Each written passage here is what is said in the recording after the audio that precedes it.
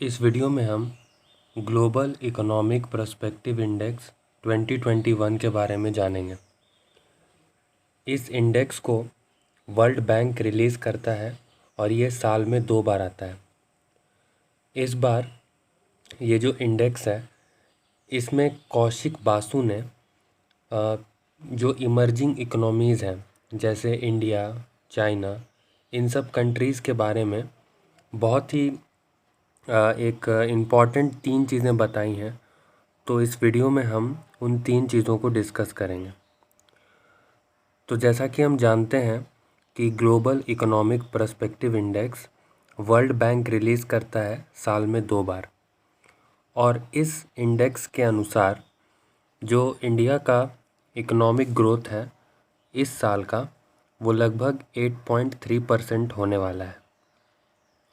ये बहुत अच्छा साइन है इंडिया के लिए, लेकिन इस रिपोर्ट में जो दूसरी बात बताई गई है कि कोरोना वायरस पेंडेमिक के बाद जब सारी कंट्रीज़ रिकवर फेज़ में हैं, वहाँ पर जो डेवलप्ड कंट्री हैं और जो डेवलपिंग कंट्री हैं इन दोनों के बीच में बहुत ज़्यादा गैप आने वाला है।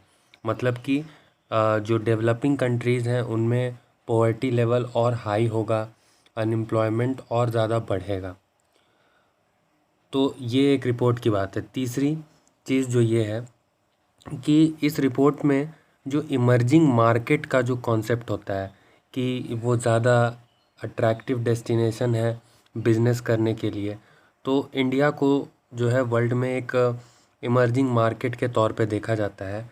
लेकिन इस रिपोर्ट के अनुसार जो ईस्ट एशिया है, फॉर एग्ज़ाम्पल इंडोनेशिया, वहाँ पर बहुत अच्छा एक इमर्जिंग मार्केट तैयार हो रहा है और उसका जो ग्रोथ लेवल है वो इंडिया, श्रीलंका, ये सब देशों से बहुत अच्छा है। इसके पीछे रीज़न ये है कि पेंडेमिक के बाद जब वैक्सीनेशन का प्रोग्राम चलाया जा रहा था तो वहाँ पर इंडोनेशिया ने लगभग अपने 4.6% पॉपुलेशन को फुल्ली वैक्सीनेट कर दिया, जिसकी वजह से जो इकोनॉमी है वो बहुत तेज़ी से रिकवर करने लगी। वहीं अगर हम कंपेयर करते हैं इंडिया के साथ तो वहाँ पर अभी भी लगभग 3.8% आबादी ही वैक्सीनेट हो पाई है। तो ये इकोनॉमी के लिए एक विपरीत अवस्था हो जाती है कि अगर वैक्सीनेशन जितना जल्दी होगा इकोनॉमी उतने जल्दी जल्दी ओपन होगी और फिर लोग ग्रोथ उतना ज़्यादा होगा। तीसरी चीज़ जो है पॉवर्टी इंक्रीजेस 143 टू 163 मिलियन। यहाँ पर इस रिपोर्ट में बताया गया है कि जो डेवलपिंग कंट्री हैं कोरोना वायरस के बाद भले ही इकोनॉमिक ग्रोथ बहुत हाई है, लेकिन जो पॉवर्टी लेवल है वो दिनों दिन बढ़ता ही जाएगा। मतलब कि ये लगभग 14 करोड़ से 16 करोड़ के बीच में ये बढ़ने वाला है, और ख़ास करके इसमें बताया गया है कि इंडिया में पॉवर्टी का जो लेवल है वो पहले से ज़्यादा होगा। तीसरा सेकंड वन है कंसर्न ऑफ इन्फ्लेशन।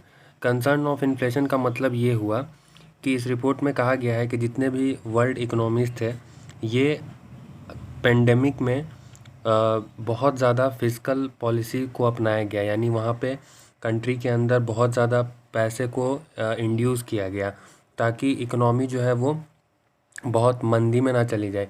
लेकिन यहाँ पर हम देखते हैं कि भारत में भी बहुत सारे स्कीम तैयार किए गए, गरीब कल्याण योजना वगैरह। तो यहाँ पर हम देखते हैं कि इस तरह से जो ये पॉलिसी अपनाई गई है फिस्कल पॉलिसी, इसके वजह से करेंसी का जो फ़्लो है वो इकोनॉमी के अंदर बहुत बढ़ गया है।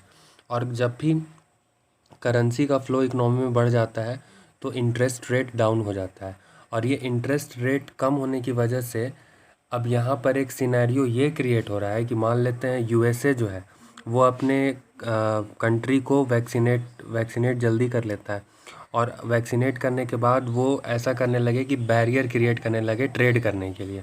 तो अगर वो इस तरह की एक्टिविटी करता है तो ऐसे में वो बैरियर क्रिएट करेगा, इससे वो ज़्यादा बॉन्ड खरीदने के लिए डेस्टिनेशन अच्छा बन जाएगा, जिससे जो फंड है हमारे कंट्री का, चाहे जो भी डेवलपिंग कंट्री है उसका जो फंड है वो अमेरिका की तरफ मूव करेगा, जिसकी वजह से यहाँ की जो करेंसी है वो डिवैल्यू कर जाएगी।